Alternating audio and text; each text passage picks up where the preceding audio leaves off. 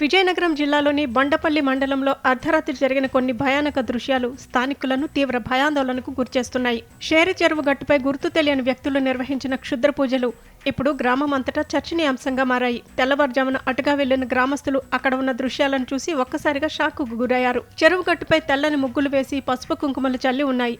పూజల మధ్యలో ఒక చెక్క బొమ్మను ఉంచి దాని చుట్టూ వింత ఆకృతులను గీశారు.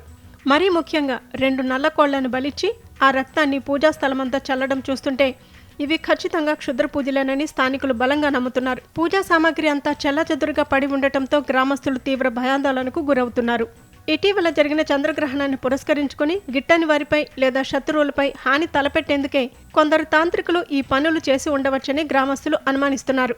ఈ ఘటన వెలుగులోకి రావడంతో రాత్రి వేళల్లో బయటకు రావాలంటేనే ప్రజలు వణికిపోతున్నారు. ఇలాంటి మూఢనమ్మకాలు గ్రామాల్లో అశాంతిని కలిగిస్తున్నాయని వెంటనే పోలీసులు స్పందించి ఈ క్షుద్ర పూజలు చేసింది ఎవరో తేల్చాలని స్థానికులు కోరుతున్నారు. అసలు ఆ పూజలు ఎవరిని ఉద్దేశించి చేశారు, దీని వెనుక ఉన్నదెవరు అనే ప్రశ్నలు ఇప్పుడు బండపల్లిలో ఉత్కంఠ రేపుతున్నాయి.